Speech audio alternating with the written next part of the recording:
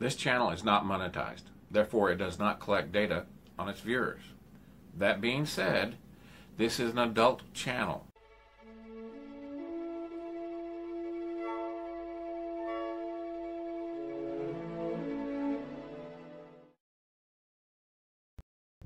In this video, we'll be doing a review of the Vulcan long-range shuttle. This is a special issue. Type is the transport. Year active is 2270. Origin Vulcan and high warp speed. And as you can see on the side of that, this is Sirac. If I remember correctly, these shuttles were actually Federation shuttles. Shows how to put it in the base. Here's some pictures.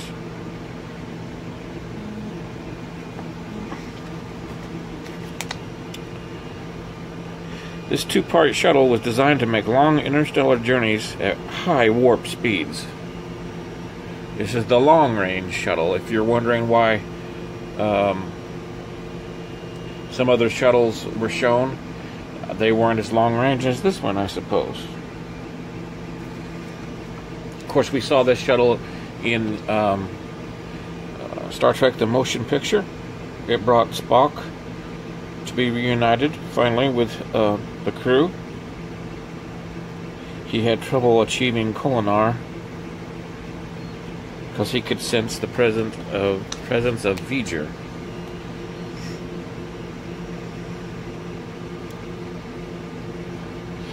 I hope I'm right on that. I'm going by memory.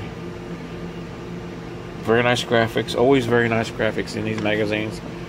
Once in a while the magazine will have a stain or something, but designing. For Star Trek the Motion Picture, Gene Roddenberry wanted Spock to arrive in a shuttle that could catch up with the USS Enterprise. Andy Probert, he designed this shuttle. The great Andy Probert.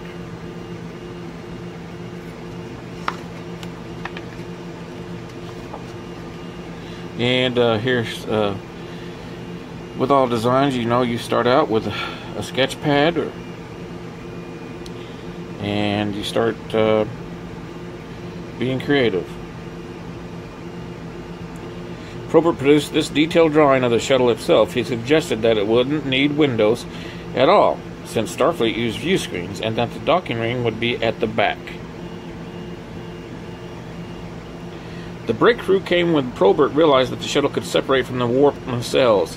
This meant he could design a relatively conventional shuttle. He showed Roddenberry the sketch in the middle of the page, and he signed off on that idea. Right there in the middle of the page. Let's jump back over here. Probert's first thought for the shuttle would have had massive engines that would enable it to travel at high warp. That one almost looks Romulan, doesn't it? The warp nacelles were getting in the way of the docking ring, so Probert swept them forward.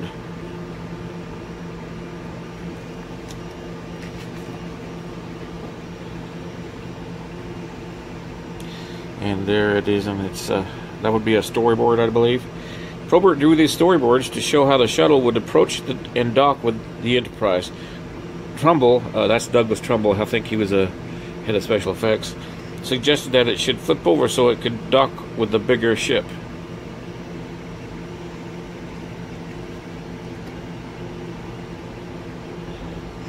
Probert produced this keyframe artwork to show the shuttle approaching from one of the rooms, a few decks below the bridge, but this shot was never filmed.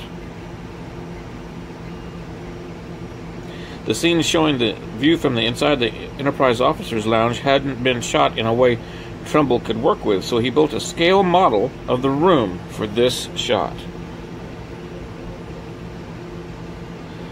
Awesome. Scale model of the room. I wonder what scale it was. The model of the shuttle was built by Magicam during the Robert Abel's tenure in charge of the VFX. Probert was involved in detailing the model during the painting stage and had the opportunity to be photographed with it. The effects were eventually shot by Douglas Trumbull's team after he assumed control of the film's effects. And there is the actual model.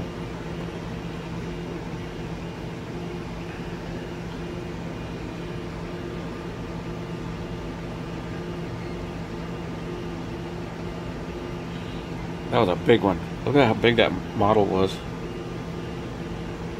And that was Andy Probert back then. I've actually got a model autographed by him. I bought it off eBay from him. He sold it. And they were bringing... This is an article about bringing back Spock. When Spock returned to the motion picture, he had done everything he could to purge himself of emotion and was colder than ever. When Nimoy agreed to return, it was important to him that the film would provide Spock with character development, but he felt the movie's tone was very different from his idea of Star Trek. Okay, let's take a look at this.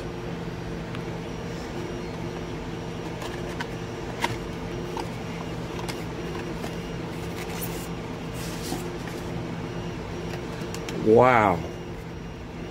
Look at that paint job. Holy cow. Dude.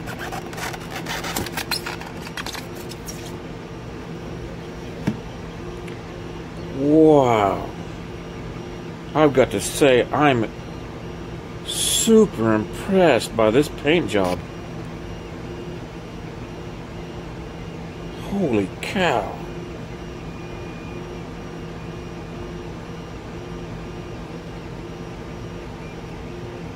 Uh-oh. The windows, the black from the windows are offset from the actual impressions in the mold. That's not any good. That sucks.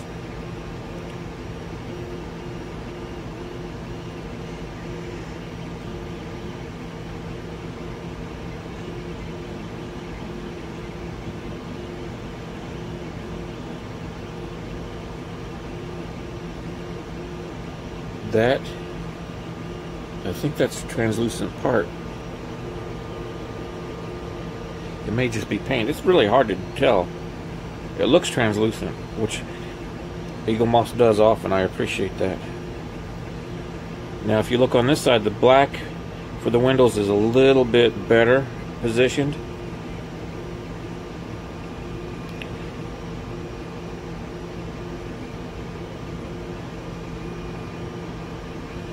Got some really nice weather in there.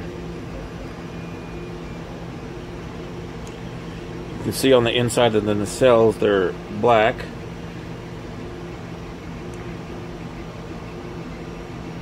Which reminds me of the Enterprise refit. Kind of blown away by this paint job, other than the windows. I mean, this thing, I didn't know what to expect.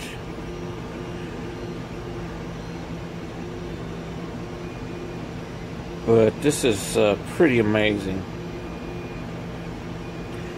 I did, when I first saw the design, I didn't know how I felt about it, other than, I mean, I thought it was unique, but then they never used it much anymore after the motion picture. But I thought the way that it came off of here, I've actually got this model kit, and I think, who was it, Polar Lights made it, and they have magnets that this attaches to for the model kit. I haven't had time to buy to build the model kit. And now that I've got this one, I don't know if I need to build the model kit. Now,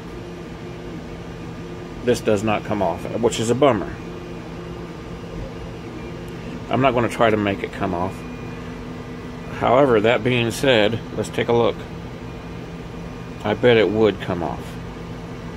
Yes, I bet it would come off if a person wanted to modify this. It's probably...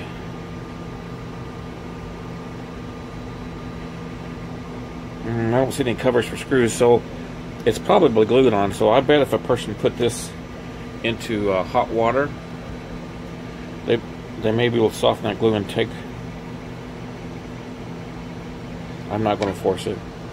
Not that I would take it off that much. You know, it's just be nice to have a functional model. But I'm thoroughly impressed by this, as you can probably tell. Wow. I mean, the specials come every 3 months or so, and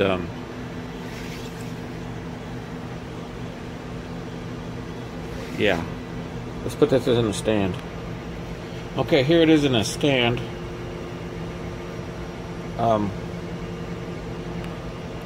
I tried it the other way, and the nacelle tips almost touched the ground. This is the way it's supposed to be. It's supposed to come... It's one of those rare occasions where the stand is actually holding it from the front, which is pretty level.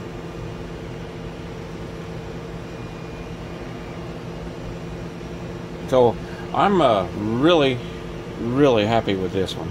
Other than the windows, the black paint being misplaced slightly, I'm pretty happy with it.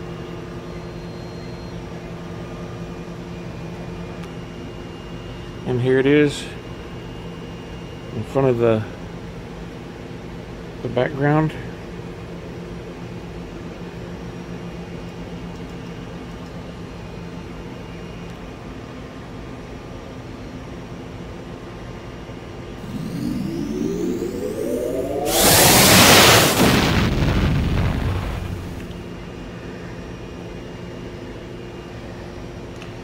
Yeah, it's a good size. I'm really happy with it.